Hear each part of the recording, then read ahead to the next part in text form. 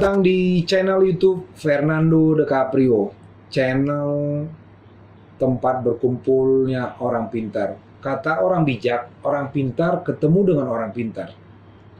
Orang pintar tidak akan ketemu dengan orang bebal. Pada hari ini saya kedatangan seorang sahabat saya, bro saya, layai saya, senior saya yang sudah halang merintang di dunia hukum dan peradilan. Beliau saya kenal cukup lama, sejak tahun 2005. Pada waktu itu saya dan beliau memperjuangkan bagaimana hak imunitas advokat. Kita mengadakan seminar-seminar kecil di DPP Ikadin di Panglima Polem. Beliau adalah Ketua DPD Ikadin DKI Jakarta. Ya. Tapi sebelumnya beliau adalah inisiator berdirinya Kongres Advokat Indonesia. Karena pada saat 2007 ya, beliau itu dan saya dan ada beberapa yang lain lagi aktif, termasuk dengan senior saya Profesor Teguh Samudra. Kita membuat seminar bagaimana supaya advokat ini memang memiliki hak imunitas, sehingga lahirlah yang namanya Kongres Advokat Indonesia. Inilah dia, saya panggilkan bro saya, Bahari Gultom SHMH. Selamat sore, selamat datang abang Anda, bro saya. Selamat sore, brother. Gimana kabar nih? Sehat-sehat aja. Sehat-sehat ya. Wah, ini Alhamdulillah sehat sekali. alhamdulillah bang ya. Iya. Ini bro saya ini nggak pernah berubah dari dulu waktu saya kenal. Rambutnya sisirnya ke belakang, ya kan? Klimis terus, ya kan? Nah, jadi beliau ini salah satu pengacara senior yang saya kagumin. Banyak saya belajar dari beliau nih, apalagi cara berpenampilan. Ya. Biasa saja. Yang penting kita kalau nikah sama orang muda pasti kita muda. Gitu. Tapi kalau kita sekarang sudah tua, kita coba kita itu supaya lebih muda. Oh gitu ya. Inilah, ini bro saya ini yang selalu supel ya. Ya, jadi nggak pernah dia ini walaupun udah senior, gayanya sok-sok senior ya. Waktu saya baru belajar advokat ya dari beliau juga, ya kan? Jadi tapi dia nggak sombong gitu loh. Jadi kalau ketemu dulu, ayo bro. Nah, ini yang saya salut sama dia, ya. Bro, kita nih kan channel yang yang memberdayakan para advokat untuk memberi ilmunya kepada masyarakat, ya kan? Saya tahu kan bro tuh sudah banyak menangani perkara-perkara kaliber lah ya. Tapi aku tahu bro itu juga banyak membantu masyarakat yang kecil, kan gitu. Tapi sebelum itu aku mau tanya, ini kan jambang-jambangnya, kumis-kumis ini kayak ada keturunan-keturunan mana gitu loh. Dari mana sih asalnya? Walaupun Mbak Gultom ya bisa aja keturunan bisa dibikin marga kan. Dari mana sih asalnya bro? Yang jelas kita ini tentu dari Toba lah. Dari Toba. Ya. Tapi saya dibesarkan itu di Pematang Siantar. Oh, Pematang Siantar. Sekitar tahun 1975 saya hijrah ke Jakarta. Oke. Dan saya SMA di sini di Jakarta, sampai kuliah. Ya, dan sampai sekarang ini saya masih betah di Jakarta. Oh, mantap. Jakarta ini punya kita. Betul. Cukup lama kita. Dari tahun 75 ya? Iya. Oh, udah di Jakarta nih bro. Di Jakarta. Oh. Sampai saat ini. Pantas wajahnya pun udah agak berubah. Wajahnya bisa berubah, tapi bicaranya masih tetap Siantar. Kayak wajahnya ke arah-arah Jawa-Jawa gitu, ya kan? Teman itu yang aku bilang, bro ini nggak meninggalkan ini ya, aslinya dari tadi Toba ya, nah, dari Siantar.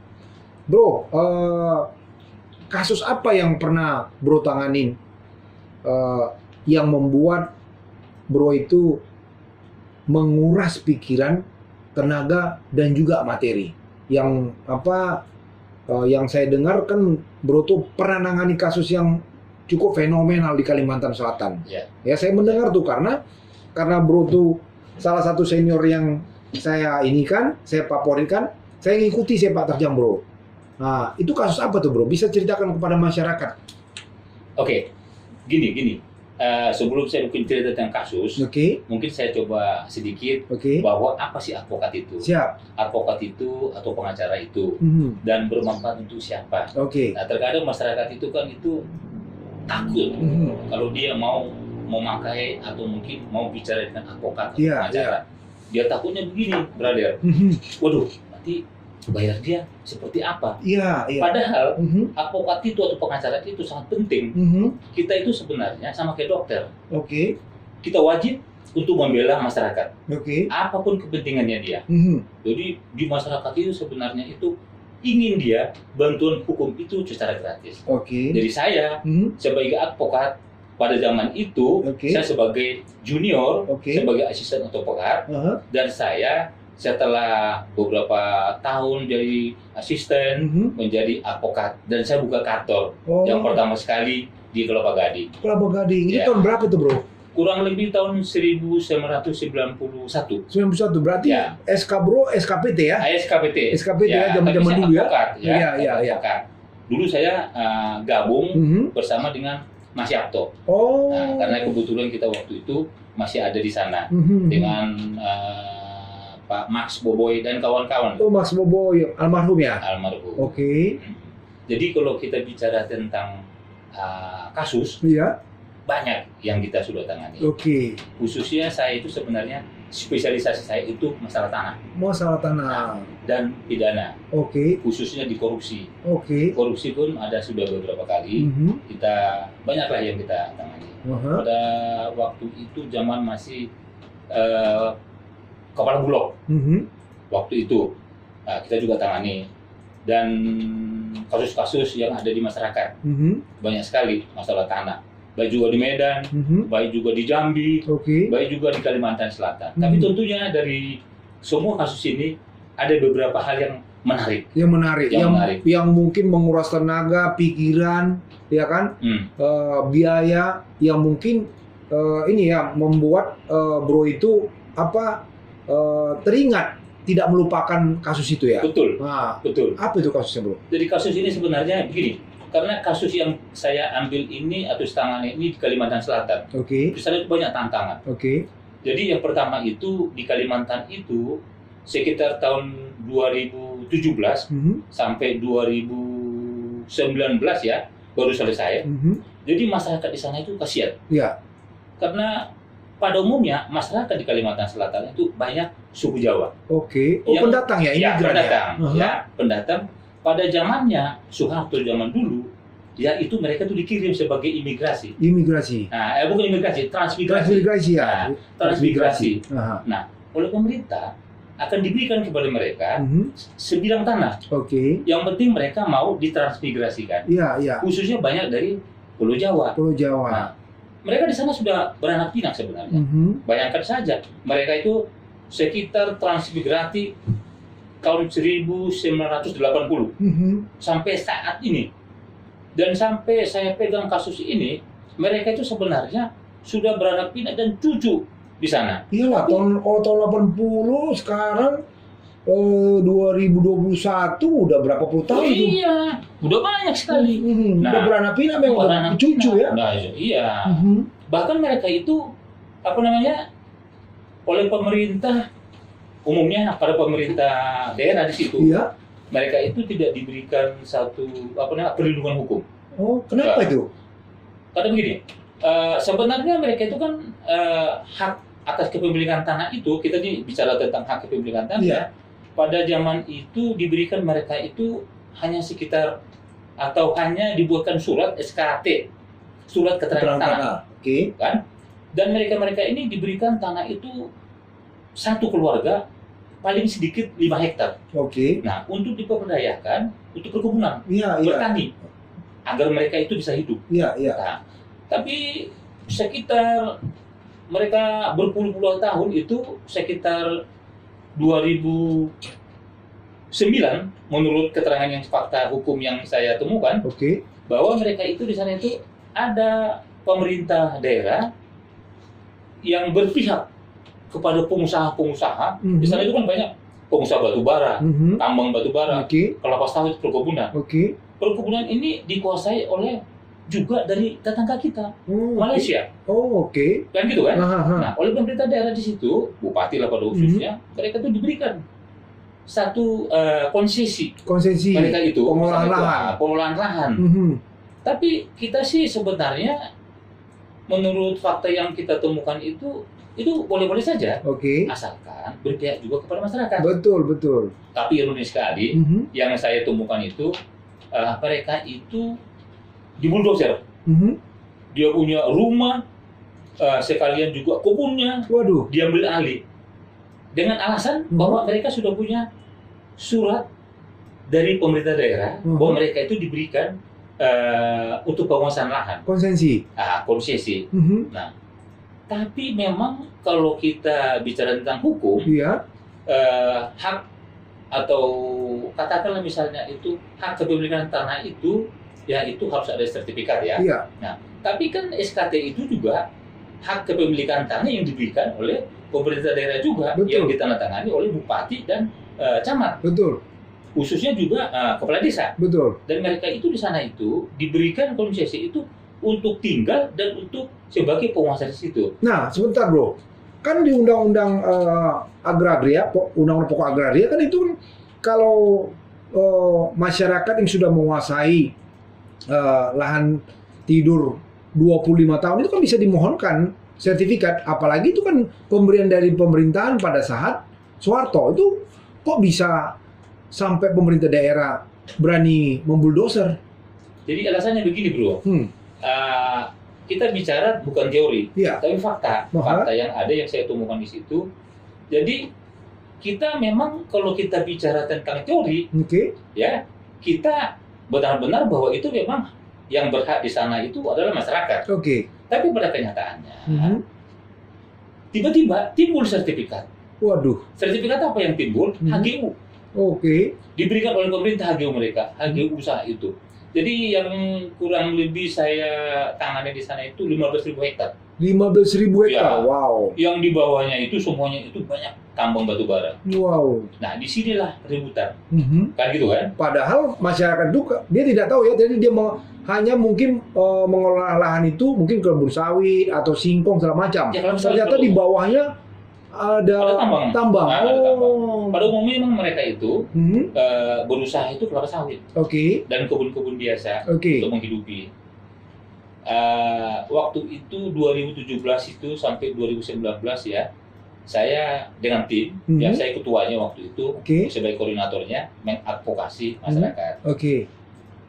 Mereka sebenarnya simple keinginan mereka itu. Kalau mau diambil sama pemerintah, ya pemerintah dalam arti bahwa diberikan surat ya, surat penguasaan lahan itu kepada satu perusahaan besar yang ada di Indonesia ini, mereka tidak keberatan sebenarnya. Sepanjang hak-hak mereka itu diberikan, diganti, atau mungkin diberikan sama mereka itu lahan yang lain atau dipindahkan. Yang penting mereka itu bertani. Ada kompensasi lah ya. Kompensasi lah, gitu kan. Tapi ini kan pada dasarnya tidak seperti itu. Yang penting mereka ini adalah hutan lindung ya, yang sudah diberikan kepada salah satu pengusaha. Nah, mau suka tidak suka harus mereka angkat kaki. Nah, di sini saya hadir dengan tim untuk mengadvokasi. Nah, saya waktu itu pimpin rapat dengan BPN, dengan Pemda, dengan ya dalam kaitannya dengan inilah pemerintah daerah. Itu berapa banyak masyarakat yang diapakan akibat dari penggusuran lahan itu? Kurang lebih 500. 500 kepala keluarga. Wow. Bayangkan nanti 500 kepala keluarga punya anak 2 atau 3. Berapa ribu orang? Mereka itu. Sampai ibu-ibu itu waktu itu saya pimpin langsung itu waktu pada saat itu untuk demo. Oke. Ya, baik juga di Pemda, ya. Ini kejadiannya ini di Sungai Laut. Sungai Laut sih, Sungai Danau. Sungai Danau. Nah, sampai saya ke BPN Jakarta juga, saya bawa untuk demo di sana. Tapi apa kata pemerintah? Karena sebagai bukti kepemilikan atas tanah ada sertifikat. SKT itu hanya diberikan kepada mereka untuk pengelolaan saja. Setelah itu atau mungkin tanah itu akan diambil alih oleh pemerintah, ya mau tidak mau diberikan kepada yang berhak, seperti pemilik HGU. Iya. Saya dengan tim dan masyarakat tidak tidak bosan-bosannya, tidak mau nggak mau mundur saja, ya. Tidak mau mundur. Iya. Kami buat surat pada zaman itu masih ini nih dengan Pak Jokowi ya. Iya ya, udah 2017 sudah Pak Jokowi kita dong. buat surat ke Menteri Polhukam pada saat itu Pak Wiranto. Nah, kita di Asosiasi Masalah Pertanahan, terus ketemu dengan Pak Wiranto dan beliau memberikan satu jaminan kepada kita untuk ditemukan dengan kepala sengketa BPN yang ada di Jakarta, yaitu BPN Pusat ya. BPN Pusat. Pada saat itu ya kalau tidak salah Irjen Gani dari pihak kepolisian. Kita ketemu. Nah, kita ketemu, kita kesampingkan, ya, kita kesampingkan masalah hak kepemilikan. Iya. Nah, sepanjang ya bisa kita buktikan bahwa kita sudah lebih daripada puluhan tahun tinggal di situ. Iya dong, itu kan undang-undang pokok agraria tuh menyatakan demikian. Kita memang bukan sebagai pemilik, ya, karena si pemilik itu sesuai dengan undang-undang agraria bahwa pemiliknya adalah yang punya sertifikat. Iya. Tapi hak bawah itu harus diganti. Iya dong, tapi gini bro, terbitkan sertifikat itu kan ada alas haknya. Apakah dari dia Giri, Bedolse, Petokse. Kalau di Sumatera Utara di kampung kita zaman dulu itu Sultan, surat keterangan Sultan. Nah, kalau di Pulau Jawa nih ada itu Giri. Nah, kenapa kalau kita sudah megang SKT lalu pengusaha itu bisa dapat ini HGU, itu dasar mereka HGU itu dari mana? Nah, itu pertanyaan bagus itu. Nah, supaya masyarakat di luar sana tahu, karena kemarin juga ada kasus kata artis kan bro, artis itu tiba-tiba rumahnya dijual, viral itu. Begitu siapa lagi tuh mantan menteri zaman SBY tiba-tiba udah ada sertifikat punya orang, baikkan digalikan. Nah ini supaya masyarakat penonton channel YouTube Fernando DiCaprio semakin tahu, karena nih belakang ini banyak sekali kasus-kasus yang timbul mengenai sengketa tanah. Ya. Ini hari ini saya mengundang bro saya ini Bahari Gultom SIMH, dia seorang ahli dalam hal sengketa pertanahan, ya. Dia mau menjelaskan bagaimana bisa timbul HGU oleh pengusaha besar terhadap SKT yang dimiliki oleh masyarakat, padahal masyarakat itu mendapatkan dari pemerintah pada zaman Soeharto. Mereka transmigran untuk mengelola lahan karena perpindahan penduduk dari Pulau Jawa untuk mengurangi kepadatan pada saat itu. Tapi kenapa SKT mereka tidak diakuin? Gimana? Nah, itu pertanyaan bagus. Itu faktanya. Jadi begini bro, kalau kita ke daerah, itu kasihan mereka. Yang pertama mereka buta hukum. Yang kedua, mereka itu tidak tahu mau ngadu kemana. Karena pemerintah daerah itu terkadang mereka itu benar-benar berpihak kepada penguasa. Penguasa dalam arti bukan pemerintah pusat ya, yaitu penguasa daerah, yaitu BPN dan sebagainya, atau penguasa seperti pengusaha-pengusaha besar dan sebagainya. Nah, kalau ditanya itu mengapa sih kok mereka itu bisa timbul HGU? Seharusnya sertifikat itu timbul, ada kan alas haknya. Betul. Akan disebutkan di sana. Ini peralihan atau timbulnya sertifikat itu dasarnya apa? Betul. Kan gitu kan? Iya. Betul memang. Dasarnya itu ada. Harus ada. Ada dibuat di situ, dasarnya adalah sudah diserahkan oleh masyarakat. Wah, kok bisa? Nah, ini pertanyaan bagus. Itu kan HGU itu timbul, tadi ada alasannya. Dan itu bisa kita lihat dari Warkah. Ya. Warkah di BPN. Ya. Itu gimana ceritanya, Bro? Justru itu makanya saya bilang tadi. Wah. Kita harus sepakat, bukan membela begitu saja. Iya. Bahwa faktanya, jadi hak ini akan timbul setelah ada haknya. Oke. Alas hak yang buat sertifikat tersebut. Betul. Betul memang. Faktanya yang kita lihat di sana bahwa mereka itu SKT itu dasarnya untuk membuatkan HGU ini. Oke. Tapi yang paling kita ironisnya di sana itu ada pemalsuan. Oke. Jadi surat yang dimiliki oleh masyarakat itu SKT yang dahulu diberikan tahun 1980 yang dipegang sama mereka. Itu kan belum dikasih sama mereka. Oke. Kan gitu kan? Tapi ada sebagian juga yang dibuat. Oh, berarti SKT itu posisinya tidak diberikan kepada masyarakat? Bukan. SKT itu tetap dipegang sama masyarakat. Tapi dasarnya yang HGU itu atas nama masyarakat itu. Oh, seolah-olah sudah diberikan. Sudah diberikan. Padahal SKT itu ada di masyarakat itu sendiri. Disinilah perlunya kita seorang pengacara. Siap. Ya, kita pengacara, kita harus bela mereka dengan ikhlas. Karena di sana itu bukan cuma keikhlasan, bukan juga dengan tenaga, sesuai dengan fulus juga. Fulus. Bayangkan saja, Bro. Maksudnya gimana fulus gimana? Biar ngerti nih. Bukan gini, Pak. Agak bingung-bingung fulusnya seperti apa ya. Kita itu kalau sampai ke Kalimantan, bayangkan aja satu tim. Tim kita memang ada di daerah. Ya, kurang lebih tim kita waktu itu ada kurang lebih 15 orang. Tapi dari Jakarta kita 7 orang. 7 orang. 7 orang itu kita akan bawa juga pada saat itu pejabat dari BPN. Sengketa tanah, yaitu kasih-kasihnya itu kan, untuk berkoordinasi kepada BPN setempat, yaitu Batu Licin waktu itu. Oh, saya pernah tuh. Nah, ingat ini. Kasus saya di apa tuh? Kebetulan saya ada nyita tanah di Batu Licin. Bayangkan ya tadi cerita fulus. Kan berarti Bro tuh berangkat dari Jakarta menuju bandara ini ya, apa nama itu? Banjarbaru. Dari Banjarbaru baru naik speedboat. Apa naik mobil? Kita naik mobil ke sana kurang lebih 4 jam.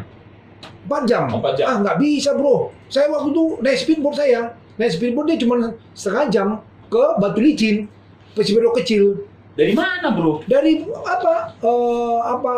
tadi kota? Dari Banjarbaru. Iya. Banjarmasin kali itu. Bukan Banjarbaru. Nah, kan sekarang kalau di Batu Licin udah ada ini juga, udah ada apa namanya bandara. Tapi Banjarbaru kan ada bandara. Kalau dari Jakarta tuh selalu ke Banjarbaru. Kalau dari Batu Licin bisa langsung ke Jakarta, tapi melalui Ujung Pandang. Kan begitu. Nah, artinya saya mau ngapa sini? Berarti biaya yang Bro keluarkan itu cukup besar tuh. Jadi sekali jalan, sekali jalan itu bayangkan aja paling sedikit. Sekali jalan itu kita itu selama di sana kita itu nggak mungkin 1 hari 2 hari, 1 minggu itu pasti harus kita buang uang di situ 100 juta. Wow, gila. Bayangkan aja 2 tahun lebih. 100 juta. 100 juta. 100 juta itu biaya operasional. Siapa yang ngeluarkan itu, Bro?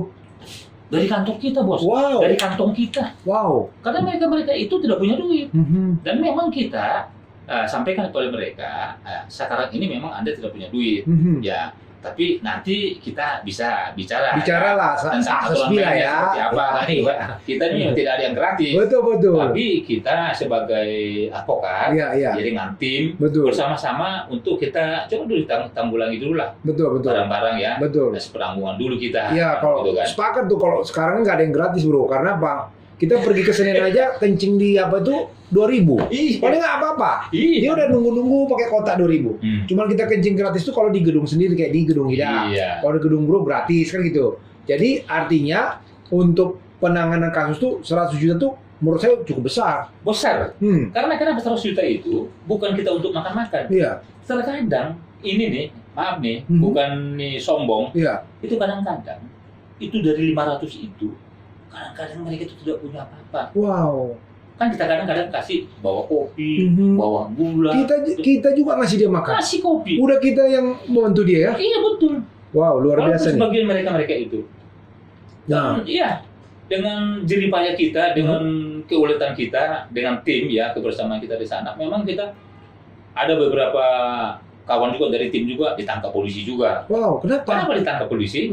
Karena dia itu demo. Dia datang ke perusahaan itu, dibilang ini apa namanya, dibilang bahwa ini dalam perusahaan sengketa. Bukan, perusahaan ini perusahaan vital. Bahwa ini ada hubungannya dengan pemerintah lah, kira-kira begitu kan. Di demo sama mereka. Nah, bayangkan aja kalau kita demo, kan kita kasih makan juga sama mereka itu. Nah, inilah yang kita membuat kita itu menarik sebenarnya, kita datang ke sana. Tapi yang paling menarik sebenarnya buat saya sebagai pengacara, karena mereka itu buta hukum. Tidak tahu di mana sebenarnya mereka itu harus mengadu. Kalau mereka mau mengadu di sana, nggak bakalan. Nggak tangkapin ya? Nggak ditangkapin. Nah, ini baru teringat. Bro tahunya kasus itu dari mana? Nah, kok bisa dari Kalimantan Selatan nyampe ke Jakarta? Berarti kan jangan-jangan nama Bro ini udah kemana-mana nih kan gitu. Saya tahu karena Bro ini senior, udah sepak terjangnya, udah nggak diragukan lagi lah, ya kan? Kok bisa sampai minta tolong sama Bro gitu? Jadi gini, memang kita itu sebagai advokat, tentunya hubungan kita itu harus tetap dijaga. Hubungan kita juga harus kita pakai. Gitu kan. Memang ada salah satu seorang bahwa teman kita, sahabat kita kan gitu kan, yang ada di sana, yaitu dari organisasi IPHI. Nah, kawan itu waktu itu juga mengadvokasi, tapi karena beliau ini juga terbatas ya hubungannya atau linknya mungkin, dia itu telepon saya, bahkan dia datang ke Jakarta untuk bertemu dengan saya.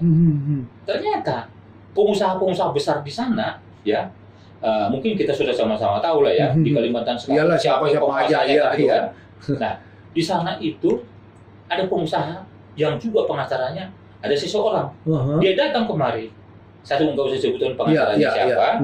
Nah, dia datang, diceritakan kepada saya, begini, diceritakan, banyak cerita, terus ditanya, apakah kenal dengan pengacara yang ini, Bang? Soalnya pengacaranya si A. Katanya dia sama saya. Loh, saya nggak kenal itu. Saya bilang, padahal saya kenal. Nah, saya mau tahu dulu. Kita pengacara nih. Kita belum tahu orang miskin kan gitu kan. Dan saya pikir, bisnis nih kan gitu kan. Saya nggak kenal. Mau apa rupanya, Bro? Dia bilang, enggak, Bang. Saya mau coba minta bantuan sama Abang. Ini kan ada kasus dibawa sama dia. Satu koper, kertas. Wah, saya bilang kalau satu koper ini saya nggak bisa baca. Saya nggak biasa baca saya. Kan gitu kan? Ada yang untuk membaca kita di kantor, kan gitu kan? Nah, lo maunya apa? Dikasih lah saya resumenya. Nah, dijelaskan sama dia, begini, Bang. Oke, saya bilang, saya nggak kenal sama dia, tapi saya bisa telepon. Kok Abang nggak bisa, nggak kenal, tapi kok bisa telepon? Nanti saya tanya dulu teman saya. Saya pura-pura tanya lah. Betul. Kan gitu kan?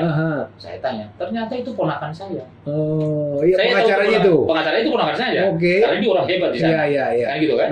Tapi saya bilang juga sama dia, kan gitu kan? Nah, itulah asal mulanya.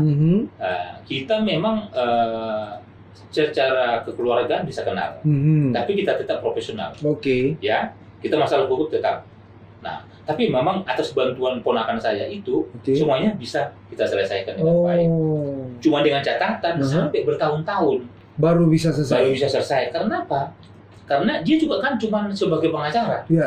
Tidak punya decision kan, gitu kan? Karena dia itu klaimnya dia pengusaha. Kan itu kan orang hebat. Penguasa di Jakarta, siapa nggak kenal sama dia? Kan gitu kan? Tapi kita tidak mau mundur dari situ. Harus bisa diselesaikan dengan baik. Betul. Masyarakat itu sangat bangga dengan ada kita. Jadi kasus itu berapa tahun? Kurang lebih 2 tahun. 2 tahun ya? Wow. Bolak-balik dan sebagainya. Dan saya bersabar. Saya kan disuruh menggugat. Saya tidak mau gugat. Buat apa saya gugat? Iyalah, nanti biaya lagi, belum tentu bukan apa. Masalah biaya, Bro. Ini punya klien saya. Ini punya klien saya. Kapan saya gugat? Kalau saya gugat itu merasa silakan aja. Nah, ini trik yang seorang ini ya, pengacara yang piawai. Tidak semua orang juga tahu. Jadi tadi Bruni sudah bilang, itu punya klien saya. Jadi kenapa harus saya menggugat? Saya mau minta supaya itu diganti atau keluar dari tanah itu ya. Ya begitu. Sekarang kan kita ini ada memang orang kawan-kawan ya, rekan-rekan pengacara juga, itu gugat aja deh. Kenapa kita harus gugat? Supaya kita itu tahu bahwa itu milik kita. Sekarang kadang-kadang logikanya begini, saya sebagai pengacara, aku gugat, orang itu punya saya, kenapa harus saya gugat? Saya ngomong aja sama dia. saya suruh dia menggugat. Kalau perlu, saya akan kuasai.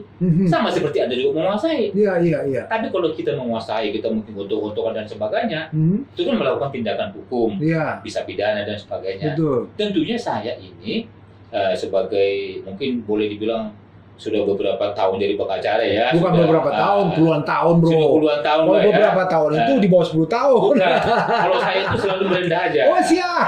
Gitu kan. Karena saya tahu dari dulu bro, saya ini orangnya low profile. Begitu. Jadi, seperti air mencari tempat yang rendah gitu. Iya. Cuman saya bilang sama dia itu, saya percaya kepada Tuhan. Siap. Tidak ada kalau kita benar. Iya. Hak siapa? Kalau itu hak kita pasti kembali. Iya, betul. Cuman perjalanannya bisa berliku. Iya. Bisa kita setahun, bisa 2 tahun, atau kapan? Atau mungkin sampai kita meninggal. Betul, belum tentu bisa dapat, bro. Belum bisa dapat. Iya. Tapi akan kembali. Iya. Itu harus yakin kita. Dengan siasat begitu dan sebagainya, saya tahu siapa sih pengusaha ini. Iya. Ingin tahu. Iya. Saya tanya sih dan sebagainya. Kita hubungi lah. Kalau you juga punya siapa-siapa, gue juga punya siapa-siapa. Betul. Tapi saya tetap berlandaskan bahwa ini adalah hak daripada klien saya. Oke.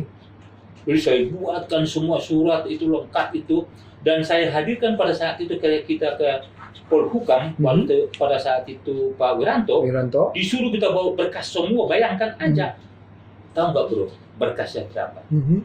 15 koper. Wow. Kita bawa itu, karena disuruh semua. Bawa. Dia mau cari kebenaran material ya. Nah, benar nggak you punya ini kan begitu kan? Kita sebenarnya begini bro. Kita kan di sana kan BPN ada juga. Oke. Kita bakal kita bawa ke sini. Sampai kita bilang sama waktu itu pada zaman Pak Wiranto, kita bilang agar tim yang dari sini kita berangkatkan ke sana. Nggak perlu gitu ya? Kalau tidak perlu kan? Iya. Karena data semua ada di sana. Itu yang pertama. Yang kedua, supaya pemerintah ini melihat juga masyarakat yang ada di sana. Saya kumpulkan mereka. Mereka itu makan atau menangis. Betul. Itu maksud saya. Iya. Ini kan bukan cuma hibah. Betul. Supaya hibah melihat masyarakat itu, bukan itu. Tapi mereka lah pemiliknya. Iya. Karena tuntutan kita cuma 2 bro. Pada saat itu. Dibayar atau kita diberikan kompensasi atas tambang yang ada di situ. Oh, wow. Kan gitu kan? Iya. Karena kita tahu tambang di situ. Kan gitu kan? Karena undang-undang tambang lain lagi kan. Iya, gitu betul. Tapi kita dibayar karena kita sudah mengakui bahwa ini bukanlah milik kita. Kita hanya diberikan pengelolaan. Iya. Karena kita namanya garap kan, garap. Betul. Kan gitu kan? Tapi itu sah itu, karena zaman Soeharto tujuan dari Transmigran itu untuk memindahkan kepadatan dari Pulau Jawa ke Kalimantan. Betul bro, itu sah. Dalam undang-undang juga diatur. Iya. Artinya bahwa masyarakatnya tidak keberatan sebenarnya. Kalau memang ini supaya di daerah mereka itu bisa makin berkembang, makin maju ya, makin maju, kan gitu kan? Iya. Tapi mereka juga harus diberikan kompensasi. Kompensasi, ya. Itu aja mereka. Iya. Kalau misalnya di situnya 1 meter 2.000, ya mungkin mau dibayar 1.000 juga mungkin mereka mau. Sebenarnya gitu aja. Betul. Cuman jangan alasan mereka itu bahwa ini sudah ada suratnya melalui SKT. Jadi SKT yang ada. Kenapa mereka ditangkap? Saya kembali sedikit. Gitu. Kawan-kawan ditangkap. Karena dibilang kita mengajukan bahwa SKT, kita kan melapor polisi. SKT yang ada sekarang ini adalah itu yang sah. Apa yang menjadi alas daripada HGU itu timbul? Dinyatakan palsu. Kita bilang begitu loh. Karena memang bahwa SKT itu masyarakat masih pegang yang aslinya. Kita belum pernah menjual atau memindahkan. Itu kenapa bisa alasnya SKT 15.000 hektar dalam satu HGU itu. Itu menjadi pertanyaan. Dipanggil lah kan masyarakat itu. Tadi mereka ditangkap dan sebagainya. Gitu. Malah ditangkap sama polisi. Padahal mereka pemilik perusahaan yang sah, gitu loh. Karena kalau mereka juga, yang kedua kalau mereka itu ditangkap waktu itu, tapi nggak sampai ditahan. Mereka itu kan waktu bulldozer itu, mereka kan menghambat kan gitu kan. Mereka juga ditangkap juga. Artinya saya mau sebutkan, mau sampaikan begini loh. Dalam penyelesaian sengketa tanah, katakanlah di daerah itu lebih rumit daripada di Jakarta.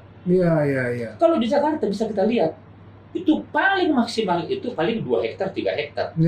Jakarta. Soalnya ribuan hektar. Oh iya dong. Kalau sampai 1 hektar aja punya tanah Jakarta udah konglomerat tuh, Bro. Justru itu makanya di sana itu kita bisa melihat. Tapi yang paling penting ya pembelajaran sama masyarakat itu kalau seandainya ada hak-haknya yang diambil oleh siapapun, baik juga itu masyarakat itu sendiri, ataupun mungkin pemerintah, atau mungkin institusi yang lain, jangan takut hubungi pengacara. Itu dia tuh. Jangan takut hubungi pengacara, konsultasikan, atau mungkin juga kepada aparat. Kan itu kan, kita tetap positive thinking bahwa aparat itu harus membantu kita. Memang sih ada aparat oknum-oknumnya yang bisa berpihak, yang bisa main. Tapi kan kita kan harus tetap percaya kepada aparat hukum. Nah, terakhir nih ya, artinya terang dalam arti begini, penyelesaiannya sampai segitunya, kita buat sudah tidak habis-habisnya. Kan gitu kan? Setelah ditelaah semuanya tadi yang sampai berapa koper itu, ya ternyata tahu nggak, Bos? Jadi kita bawa itu rapat kita di Menteri Polhukam, tidak dicek, cuma dilihat aja. Oh ini, nah ini. Jadi mereka yakin. Jadi mereka ngetes doang berarti. Benar nggak ini ada sertifikat mereka? Saya tidak SKT-nya kan itu. Saya tidak tahu itu mereka ngetes apa tidak. Tapi yang saya pikirkan begini, pada saat itu memang sebelumnya saya sudah dapat bocoran bahwa ini bukan formalitas bentuknya, ya, bahwa kita itu kegigihan kita ini untuk mengadvokasi masyarakat ini mereka juga lihat, dan mereka juga yakin. Di samping fakta, ya juga kan harus ada keyakinan, kan gitu kan? Mereka yakin bahwa pemiliknya adalah mereka. Akhirnya mungkin mereka di atas ya, bukan bermain saya bilang mungkin komunikasi mungkin dengan pengusaha-pengusaha besar itu, yang pengusaha besar lah, Bos. Nomor 1 lah di Indonesia ini lah, mereka itu. Yang dekat dengan penguasa republik ya, republik ini, gitu ya. Tapi ya sudahlah, karena kita benar menurut kita, kita sampaikan kepada mereka. Akhirnya lama kelamaan lambat laun adalah sejenis mau ada penyelesaian. Dengan catatan bahwa mereka seluruh surat-surat SKT yang masih dimilikinya itu dianggap benar, kan gitu kan? Dan akan diserahkan kepada pengusaha itu. Nah gitu kan? Dengan syarat antara lain bla bla bla bla gitu kan. Nah, kita sampaikan juga.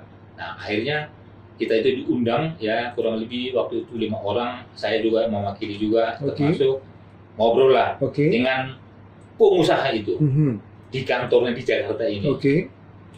Kita ngobrol begitu, terus dibilang apa tuntutannya. Kita buatkan tuntutan yang sederhana. Ada 2 memang tuntutan kita. Yang pertama dikembalikan. Dikembalikan lahan tersebut. Ya, artinya sederhana kita buat.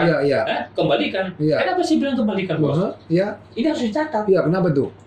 Kalau saya bilang harus dibayar, saya kalah. Saya tidak mau menerima tanpa hak. Kalau bukan hak dari klien saya, ngapain? Betul. Saya nggak bilang itu kasih uang atau mungkin bayar kepada mereka. Jadi saya bilang kembalikan. Kalau saya bilang kembalikan, berarti saya berhak atas tanah itu. Itu dulu. Betul. Logika hukum saya, kan gitu kan. Tapi yang kedua saya bilang, kami akan bantu Bapak atau perusahaan ini supaya semuanya itu menyerahkan dengan sukarela. Yang dibantu, maksudnya dibantu seperti apa tuh, Bro? Artinya dibantu itu bahwa seluruh surat-surat itu, bahwa mereka itu nanti akan memberikan satu pernyataan masing-masing bahwa segala sesuatunya tidak akan menuntut lagi di kemudian hari. Selesailah dengan mereka itu, bahwa mereka itu dading lah ya. Nah, pernyataan-pernyataan dari mereka dengan catatan bahwa ada nilai. Dinilai ini lagi, Bos. Wow, ini suara nih, dengar nih. Mana tahu ini pemirsa nih kalau udah cerita apa nih nilai, awak pun suruh dengar ya. Mana tuh kecipratan sama Burawan. Sebenarnya kecipratan pasti semuanya kecipratan. Siap. Tapi yang aku mau bilang begini. Gimana? Inilah kebiasaan ya yang ada di dalam Indonesia ini, atau perusahaan lah khususnya. Di perusahaan kan ada pejabat-pejabat. Oke. Pejabat itu langsung saya bukan ketemu dengan pejabatnya, tapi saya ketemu dengan ownernya. Oke. Langsung. Sama owner. Ownernya langsung. Kita sudah ada disebutkan tanpa adanya pejabat-pejabat ini. Itu loh. Owner itu ada adik, ada kakaknya sudah di situ, ada bertiga. Komisaris semua itu karena itu holdingnya dia. Oke. Ini ada perusahaannya dia. Iya, iya. Kan gitu kan? Sudah disebutkan di sana angka. Kan gitu kan? Iya. Sekian. Akhirnya kita buat surat dong. Ini Mas, ini nego dengan ini. Yang nego dipersulit dengan pejabat-pejabat. Wow. Ya, pejabat dalam perusahaan itu. Iya, iya, iya. Mau inilah mau dan sebagainya. Mau minta kecipratan juga. Kalau tidak ini nggak keluar dan sebagainya. Wow. Sedih lagi tuh. Iya, iya, iya. Padahal tadi pikiran masyarakat itu, pikiran buruh juga, udahlah ini udah jalan terbaik nih, dia akan menyelesaikan itu. Ternyata dipersulit. Nah, satu dipersulit, yang kedua beban buat kita sebagai advokat atau pengacara menjadi beban apa? Angka yang diberikan oleh pengusaha ini, owner ini, kan kita rapatkan oleh masyarakat. Kita kan sebagai pengacara harus jujur. Iya. Kita harus sampaikan kepada mereka. Betul. Karena kita juga jujur aja, kita sudah punya masing-masing. Iya, iya. Kalau dapat ini, you sekian. Iya. Ini kita sekian. Iya, iya. Nah, kita bisnis, bro. Betul, betul, kan gitu kan? Betul. Kita sampaikan. Betul. Karena mereka nanti kan transaksional itu harus di mereka. Harus mereka menerima kan? Gitu kan? Iya, betul. Jadi mereka itu, kalau saya nanti bernegosiasi lagi kepada pejabat ini, jangan dipikir pula saya nanti memata ya? Yang mengambil. Betul, kan, gitu, betul, kan? betul. Ini masih bergejolak, semua dan sebagainya. Iya. Kenapa itu sampai bergejolak? Makanya sampai lama. Tidak turunlah ini dan sebagainya. Gitu kan? Iya. Apakah itu permainan mereka dengan owner dan sebagainya? Tidak ada masalah. Kita mau ketemu lagi dengan owner, tidak boleh dan sebagainya. Di apa sama pejabat tuh, dihalang-halangi. Sampai bertahun-tahun dan sebagainya gitu kan, kan? Ada yang ditawarkan ini, itu dan sebagainya. Yang kedua yang paling sedih terkadang kalau kita menyelesaikan satu kasus di daerah, terkadang kita ditikam dari belakang. Yang nikam itu siapa? Nah, kita tuh kalau tim itu kadang-kadang dari Jakarta kan, di sana kan ada masyarakat. Oke. Karena ya oknum dalam arti tim kita. Oke. Nah, kenapa itu sampai bisa lama? Ternyata dia main nyebrang di sana. Oh. Dia sudah kantongin, kan gitu kan? Akhirnya dilama-lamain di sana. Oh. Kan gitu kan? Nah, tapi kita tidak ada masalah. Iya, iya. Sepanjang dia tidak merugikan kita, silakan. Kalau dia mau menerima uang dari sana dan dia tidak jujur, itu menjadi tanggung jawab dia. Betul, betul, betul. Akhirnya ketahuan kan, itu kan? Iya. Akhirnya ketahuan juga. Akhirnya kita bilang sama dia, mau tidak mau itu kita coba lagi link kita itu langsung ke Menteri Polhukam. Oke. Oh, balik lagi ke sana. Oke. Dengan catatan bahwa tidak diselesaikan. Kita kan mau eksekusi. Iya. Dengan ada begini. Sudah ada kan angkanya, tapi dia bisa dieksekusi. Tapi kan kita tidak bisa juga ditulis sama si ini sekian ini. Yang penting ada yang menghalang-halangi. Betul, betul. Kita sampaikan pada sana itu, dibuatlah surat. Kita buatkan surat, terus dibalas surat itu. Segera dieksekusi. Gitu, dengan lampiran itu.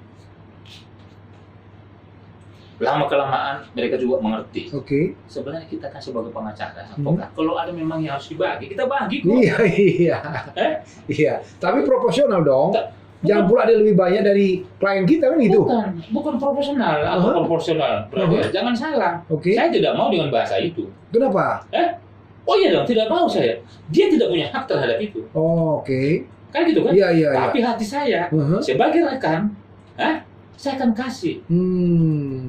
Karena dia juga ikut memperlancar. Paling tidak dia berdoa supaya ini bisa selesai. Iya, ini yang gue suka dan tapi kalau dibilang sama dia itu proporsional bagian dan sebagainya, saya tidak setuju. Iya. Dia tidak punya hak.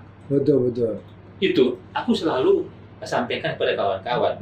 Anda tidak perlu minta kepada saya, tapi saya mengerti. Makanya setiap pengacara itu harus mengerti. Jangan cuma tambah-tambahnya. Bagi-bagi juga harus tahu.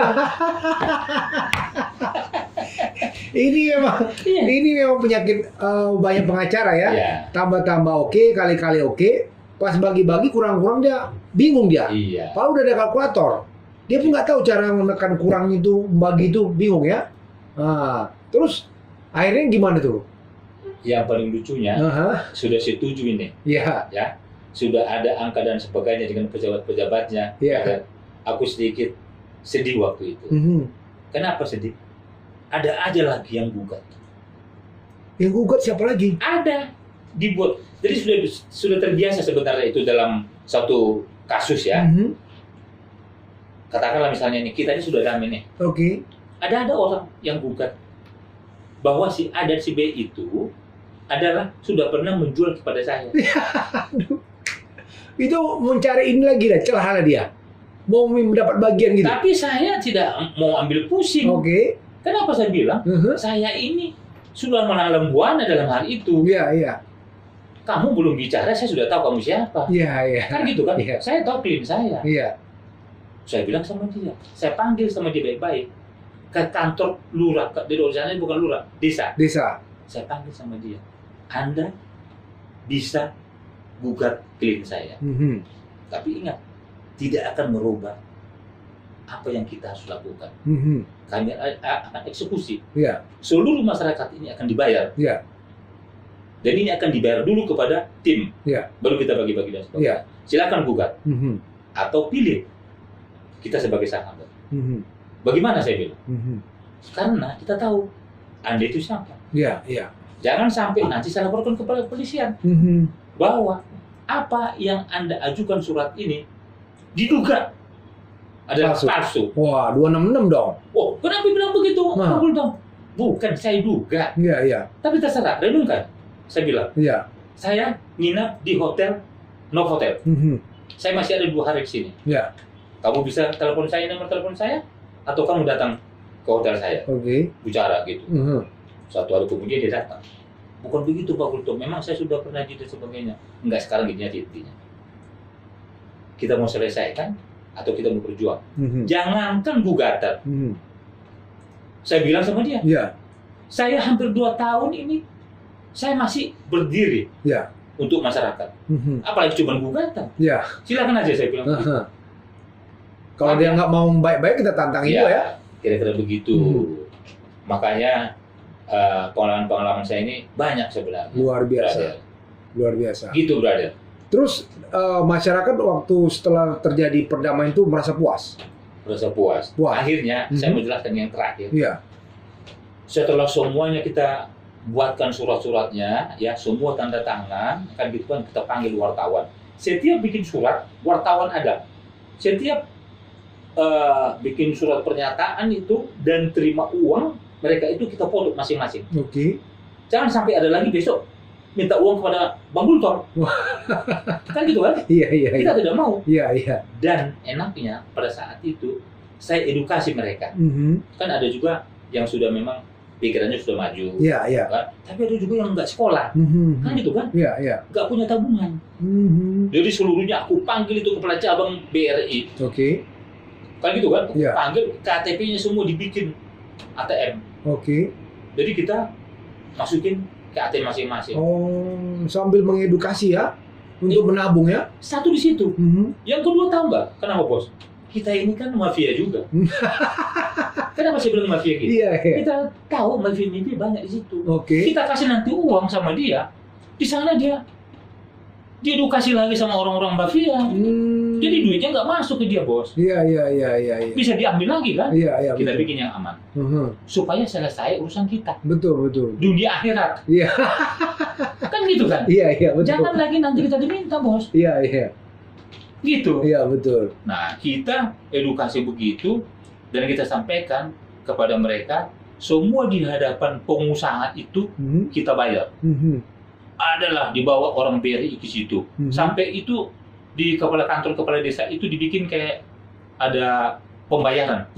Pakai mobil itu ya, bawa mobil apa itu ATM mereka? Bukan mobil ATM, dibawa itu apa namanya? Ada pokoknya itulah mesin mereka lah di situ. Kurang lebih ada kali itu 4 hari selesai. Wow, emang sampai berapa ratus M? Kan 500 orang tuh. 500 orang? Kurang lebih itu yang kita dibayar itu kurang lebih itu 175 miliar. 175 miliar, wow. Ini dia nih. 175 miliar 10%-nya berarti 17,5 sama bro saya. Ya, siap. Pantas saya terus klimis-klimis coy. Pantas saya terus klimis-klimis 17,5 M. Karena komisi 10%. Karena udah didahulukan. Bayangkan aja selama 2 tahun sekali di sana 10 hari 100 juta dan lain sebagainya udah mengeluarkan. Itu ada deal-deal antara bro saya dengan klien dan itu diatur di undang-undang advokat juga. Betul. Nah, tentang fee dari lawyer. Kan begitu. Iya, betul. Jadi berarti masyarakat tuh puas ya bro ya waktu ya? Sangat puas sekali. Bahkan sampai saat ini mereka itu masih mempercayai tim saya. Ya, khususnya kantor kita. Gitu kan. Sejak dari situ saya seringlah ke Kalimantan, termasuk juga Kalimantan Selatan, Kalimantan Timur, karena mereka juga ada usaha-usaha di mana-mana juga kan gitu kan. Nah, saya sering ke sana. Nah, sampai saat ini juga saya masih tangani juga ada di Sebamban. Sebamban. Nah, bukan Sebamban seperti yang di Medan itu ya. Wah, aku pikir itu bro. bukan. Ini Sebamban ya. Sebamban kan di sana Sungai Danau, ada Sebamban. Ini di Sebamban ini. Oh, nah, Kalimantan mana itu? Kalimantan Selatan juga. Selatan. Oh. Selatan. Itu aneh lagi tuh. Itu aneh lagi tuh. Kasus tanah juga. Kasus tanah. Oh. Kasus tanah. Tapi bukan tanahnya. Namanya uang debu. Oh, apa pula itu uang debu? Kalau di Kalimantan itu namanya huling. Huling itu jalannya pengangkutan batu bara. Oh. Kalau misalnya bro itu punya truk, kan gitu kan, lewat rumah saya, kan gitu kan, tapi banyak debu, bro, lu harus bayar gua. Saya urus itu. Oh, wow. Namanya uang debu. Uang debu. Jadi kalau lewat dari apa itu, kalau apa harus bayar? Harus bayar. Oh, aduh. Namanya itu dalam kaitannya lingkungan hidup. Karena memang jujur, kalau lewat hauling dari situ batu bara, jangankan 1 hari. Maaf kata, bro, kalau duduk di situ 1 jam saja, ini muka ini sudah banyak debu. Wow. Hilang dong kinclong saya. Ya betul. Iya betul. Bukan jingkrong lagi yang hilang. Jadi apa? Alisnya juga bisa. Wow. Itulah. Jadi sebenarnya kita sebagai pengacara itu di masyarakat khususnya di desa ya, yang saya tangani kebetulan kan di Kalimantan. Iya. Itu sebenarnya itu kalau saya tarik itu mereka itu terbatas sebenarnya informasi. Terbatas informasi. Iya. Dan mereka tidak tahu mau mengadu kemana. Makanya kita edukasi. Iya. Nah, akhir-akhir ini saya kumpulkan 15 kepala desa. Wow. Untuk mengedukasi mereka. Kalau ada hal terjadi tentang masalah hukum, apakah itu jual beli, pemindahan hak, apa saja yang ada hubungannya dengan hukum, mereka akan bicara dengan saya. Oh, wow, nih. Karena bro saya sudah berhasil, ya, tertanam di masyarakat juga kepala desa sana bahwasanya Bro Bahari Gultom sudah berhasil mensejahterakan masyarakat dengan memenangkan perkaranya, sehingga ada perkara sana bro ini dihubungi, gitu bro ya? Ya, kurang lebih begitulah. Wow. Artinya kita tetap komunikasi silaturahim dan sebagainya, dan kita edukasi bukan masalah bisnis aja, atau mungkin karena mereka itu kepala desa, kita mungkin ada hal-hal yang lain, khususnya juga kita edukasi juga, Bapak Kepala Desa jangan korupsi ya, kita bilang juga kepada mereka, nah gitu kan, yang penting masyarakatnya itu sejahtera, nah itu juga, dan Kepala Desa itu khususnya di sana itu, boleh kita bilang bukan kita menggurui dia, memang dia masih kurang wawasan. Makanya perlu sebenarnya penyuluhan-penyuluhan hukum. Dalam rangka itulah sebenarnya waktu itu, kalau masih ingat bro itu zaman-zaman dulu saya selalu mendengung-dengungkan IKADIN itu, ya kita harus buat penyuluhan hukum. Iya betul, kan saya ingat. Itu saya selalu buat itu penyuluhan hukum. Walaupun sebenarnya itu ide itu sudah jadul. Iya. Karena penyuluhan hukum sangat penting. Betul. Nggak mesti di Jakarta, di masyarakat pada pelosok-pelosok sana. Betul. Kita buat sebenarnya penyuluhan hukum. Kadang-kadang kan dibilang itu masih zamannya Soeharto dulu dan sebagainya. Bukan. itu sangat perlu untuk mengedukasi masyarakat. Mengedukasi masyarakat. Itu kira-kira bos. Ya, jadi itulah dia pengalaman dari bro saya nih ya, luar biasa. Makanya saya bilang saya sama beliau nih, saya salut banget lah ya. Waktu beliau sempat dulu di PP kan? Di DPP saya. Di PP waktu itu sebagai apa di PP? Saya itu waktu di DPP itu kan IKAR ini kan sudah lama ya kita kuasai ya. Artinya kita sudah di situ ya. Siap. Waktu masih zamannya Pak Teguh. Saya dulu waktu pertama kita itu pasca pecahnya yaitu kan bahwa saya itu sebagai korwil seluruh wilayah Jaya. Jawa, wilayah Jawa dan Bali. Waktu itu bro yang pelantikan kepengurusan di Hotel Sultan itu, bro di situ sebagai apa tuh? Saya sebagai inisiator di situ yang melantik. Waktunya diberikan kepada saya oleh Pak Teguh itu selama 1 minggu harus dilantik. Pada pasca waktu kita pecah itu waktu itu kan gitu kan. 1 minggu kita lantik 22 cabang. Iya, saya kan waktu itu dilantik sebagai Depok. Betul. Nah, ketuanya Ara. Waktu sama si Ara. Ara ketuanya saya bendahara. Betul. Saya masih ingat itu. Kita dilantik waktu itu di Hotel Sultan. Kita ini kan sama bro kan itu kan bukan kemarin kita kenal. Siap. Kita sudah tahu lah. Siap. Dan jujur aja sebagai pribadi, saya itu harus angkat tangan. Siap. Kenapa saya bilang begitu, bro? Siap. Saya menang di pengalaman. Siap. Jam terbang itu nggak bisa dibohongin. Oke, benar. Tapi ilmu itu kalau mau pintar, ada bro saya. Siap. Ini dokter bro. Siap. Ini selalu saya salut sama bro saya ini. Ini selalu low profile. Rendah hati dia.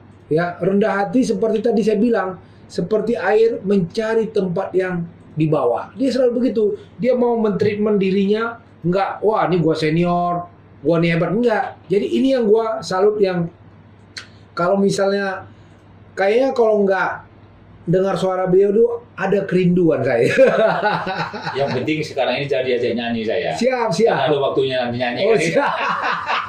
Iya dulu saya juga suka nyanyi sama beliau, ya kan. Jadi bro saya ini dulu punya kafe di Pancoran, ya betul, kan? Betul. Wah, saya ingat banget kalau apa dulu, bro, sana lo. Karaoke.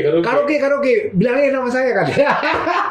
Luar biasa nih, luar biasa. Makanya ini pengacara sukses, ya. Seperti yang saya bilang waktu itu, saya akan mengundang pengacara street lawyer, menengah, dan sukses. Ini bro saya ini pengacara sukses, ya. Dari jam terbangnya, ya. Dari yang lain, pokoknya ekonomi segala macam, dia udah cukup bisa diandalkan kan begitu. Omong-omong bro, ada nangani kasus apa terakhir ini sekarang? Saya saat ini lagi menangani tambang. Ya, menangani tambang di Berau. Di Berau. Nah, di Berau. Kasusnya ini sebenarnya sedikit unik. Kenapa saya bilang unik? Sebenarnya kalau tambang itu kan sebenarnya di sana itu kalau tambang itu sudah benar-benar itu terorganisir dan sudah tercatat, kan gitu kan? Tapi tambang ini sebenarnya ini ada kayak mafianya. Ya benar.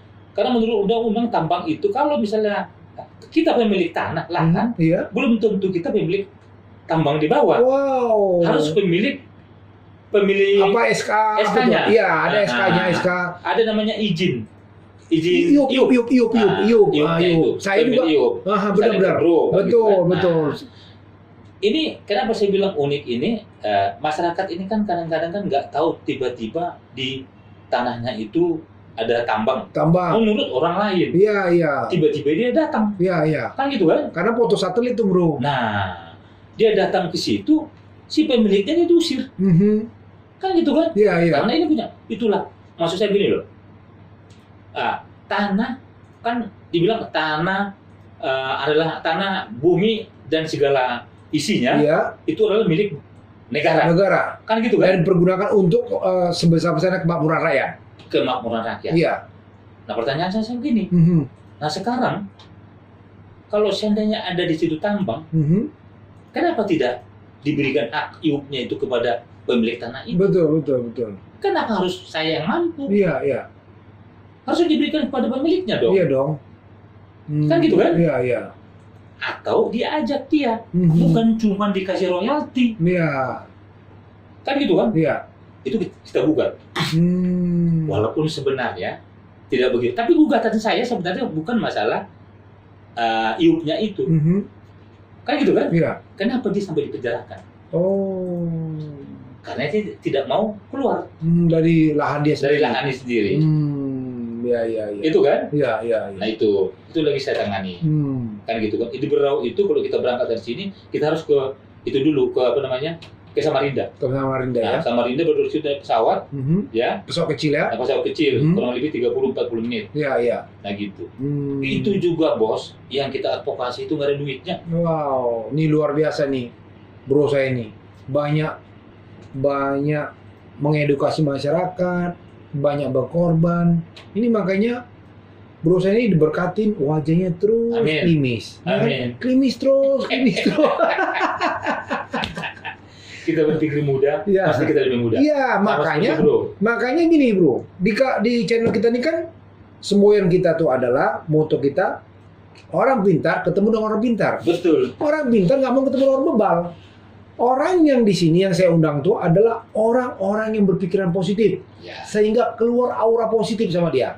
Kan begitu bro. Nah salah satu ini bro saya nih, kan gitu. Nah ini sudah di sesi penghujung. Karena produser saya membatasin waktu saya. Siap. Bro, apa yang bro bisa sampaikan kepada pendengar channel YouTube Fernando DiCaprio? Karena kan baru ini channel YouTube yang mengedukasi masyarakat tentang politik dan hukum. Ya, kalau channel lain gosip-gosip lah tentang ini, ada goyang-goyang sini apa segala macam untuk pamer. Ini kan tidak. Ini hanya channel untuk politik masyarakat tentang hukum sehingga masyarakat bisa teredukasi. Salah satunya dari apa yang bro sampaikan tadi, pengalaman di Kalimantan. Gimana bro? Apa namanya tadi? Fernando DiCaprio. Iya. Ini channel YouTube-nya. Channel YouTube-nya itu ya. Iya. Saya pikir begini, ajakan saya sebagai pribadi, ajakan saya begini. Apa yang disampaikan tadi itu memang banyakkan YouTube itu untuk apa namanya ada dibilang sama dia itu untuk hiburan dan sebagainya. Tapi memang ini juga YouTube ini ya Fernando DiCaprio ini itu juga hiburan. Tapi hiburan ini saya pikir maknanya banyak. Nah, karena masih bilang maknanya banyak. Di samping kita ngobrol-ngobrol, di sini ada sisi hukum juga yang disampaikan kepada masyarakat. Salah satu ini contoh kasus sebenarnya betul. yang kita bedah, kan gitu kan. Tapi kalau disimak sebenarnya di sini agar masyarakat itu bisa melihat ya, atau mungkin apa namanya itu supaya DiCaprio ini di subscribe, di subscribe begitu. Bahwa memang sangat penting. Iya. Karena di sini di samping kita ada hiburan, kita juga disisipkan di sini pembelajaran tentang hukum. Edukasi ya. Iya, siap. Nah oleh karena itu saya pikir masyarakat sangat penting dan sangat perlu dan harus. Menonton ini nih. Subscribe nih. Tapi begitu bro. Siap. Saya senang sekali. Siap ya. Dan saya sudah tonton juga beberapa sebelum sekarang ini. Nah, saya pikir ini memang ringan-ringan. Tidak terlalu serius. Iya. Karena yang kita buat di sini bukan cuma teori. Kita bincang dengan rileks. Kita tukar pikiran. Tapi ada manfaatnya dan ada kesimpulannya. Siap. Sama seperti yang saya sampaikan tadi.